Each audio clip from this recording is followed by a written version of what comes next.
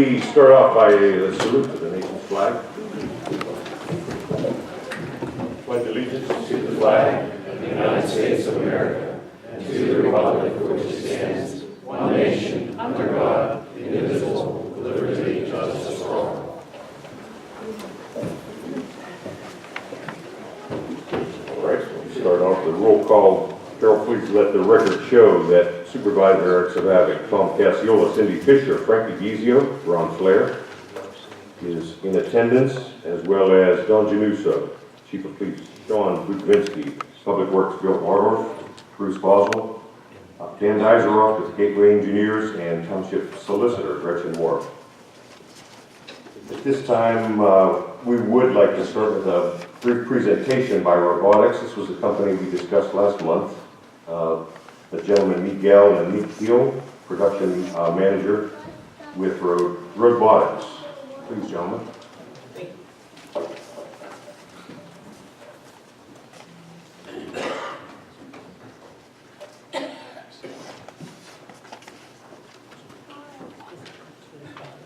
If you have any dialogue, if you take the microphone from the stand, use that.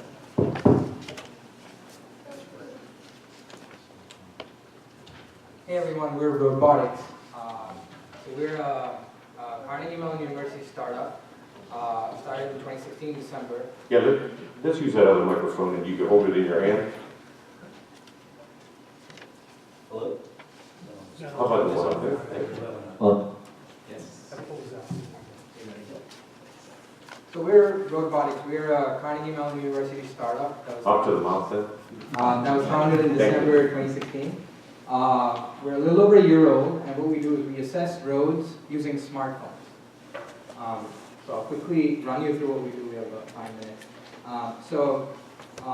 The way it works is that typically roads start forming distresses, starting at small cracks, and then they become potholes. Potholes are a problem for everyone. And potholes and bad roads cost a lot of money to repave. And the idea was that if we can find small distresses early enough and start taking action to repair them, this makes it easier and you can save a lot of money doing so.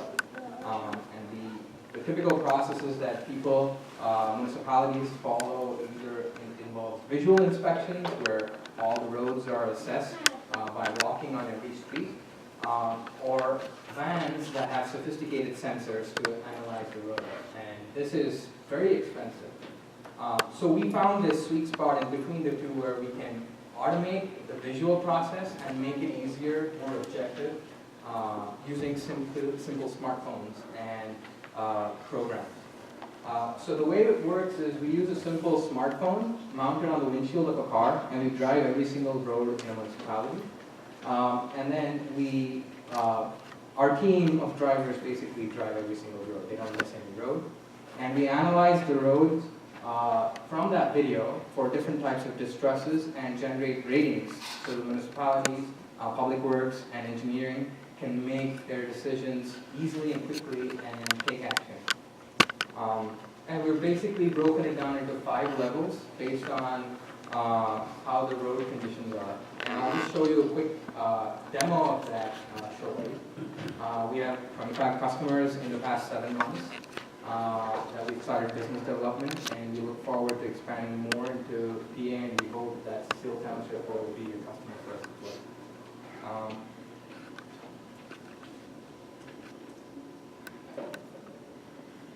So to show you a demo, this is the assessment of one of our customers. They've given us the permission to share this here. This is North Huntington Township over in Westmoreland County. 160 miles of roads. So our team drove every single road here, and then we used our computers to analyze the road for distresses. So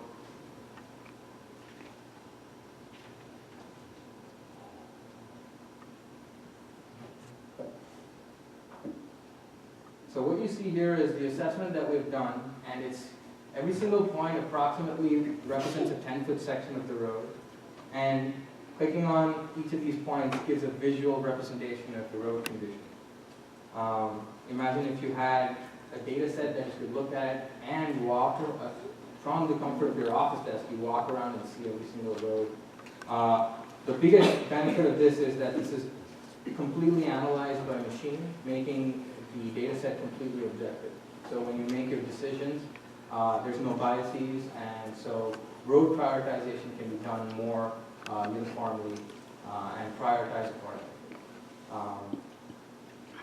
And we basically built this data set and made it a little easier for planning by integrating these into road segments. So this is how the planning process comes in. So if you can see here, this entire data set it makes it very easy for you to narrow down and look at the roads that need immediate attention, roads that are in worse condition. So the amount of time that would have taken to inspect and analyze all these roads, well, we could have been many weeks to months. It can be done in a week.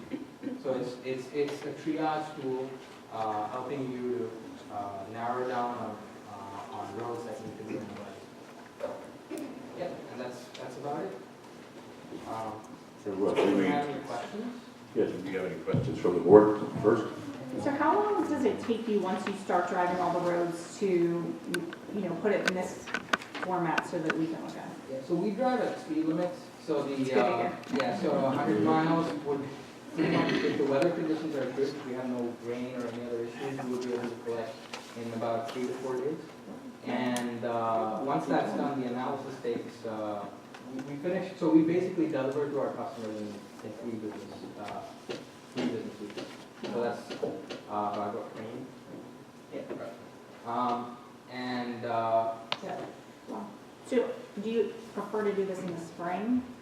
Or So we start once the weather starts clearing, so this is like a transitionary period. You can't expect when it might snow or rain. But when we get a good stretch, we start our data collection. Any other board questions? Yes. Just, Yeah. I've reviewed,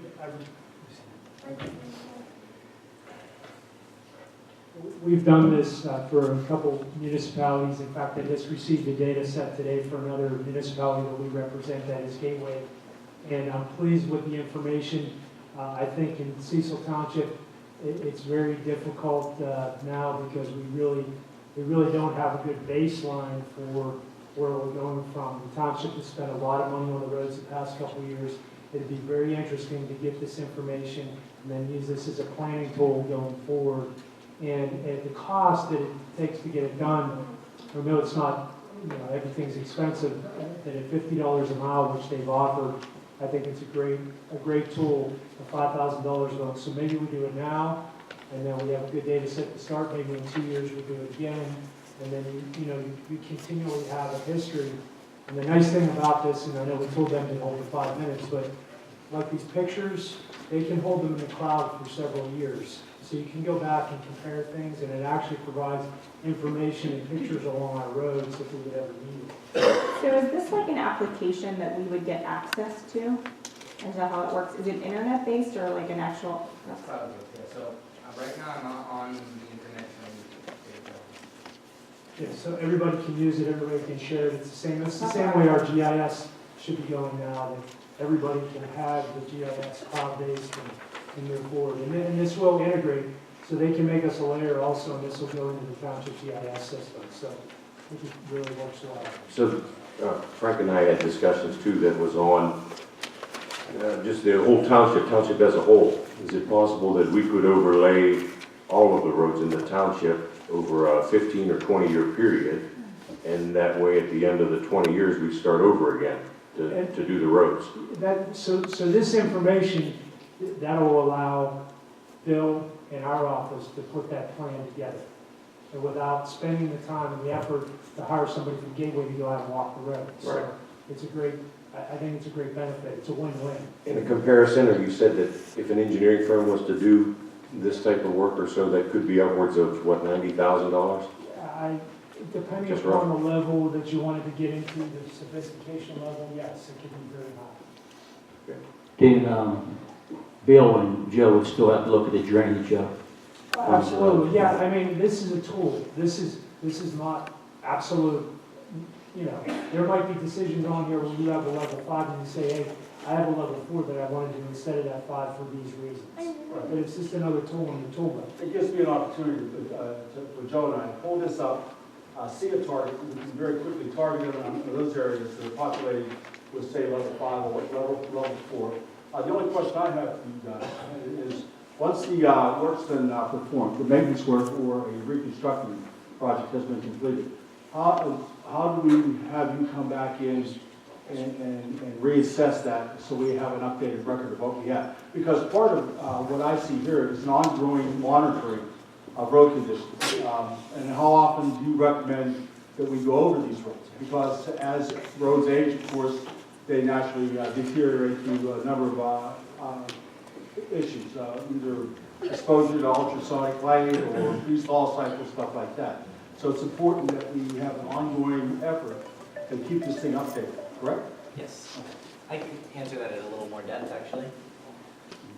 So the data set that you're seeing here of North Huntington, it had been several years since they had basically asked the Public Works Department to do a full survey of the roads. Now with us, they're actually going to have their second scan from, this is, I believe, April or May of last year, and we're basically scheduled to basically do a full recanvassing of their roads, so they'll have the next year comparison set pretty much immediately. Our recommendation is that for most municipalities, something on like a yearly or once every 2 years basis is best, because it allows you to capture damage from subsequent freeze-thaw cycles, and also to gauge the effectiveness of work that was done in the first place. So for instance, if particular bits of work didn't hold up very well, you'd be able to very quickly capture that before it became an issue. Well, yeah. Does the software have the ability to distinguish between different surfaces? I'm sure Cecil Township's not unique in that the different types of roads, we may have some that are concrete, some that are asphalt, and then we have some dirt and gravel roads. Does the software distinguish between the different surface types? So at the moment, it does distinguish between concrete and asphalt. It's actually, if it doesn't, concrete is actually very difficult to deal with, because otherwise concrete jointing would basically look like very severe crack damage, which obviously it isn't. At the moment, we don't really have a great way of kind of analyzing the condition of a dirt road. We do, however, separate that out similarly, so you're not getting a rating that basically is as if it was pavement or asphalt. It basically gets marked as a separate layer for your examination. We're still kind of working on ways that we think will work to evaluate those, but the standards for those, as far as we understand it, are not very uniform across the industry.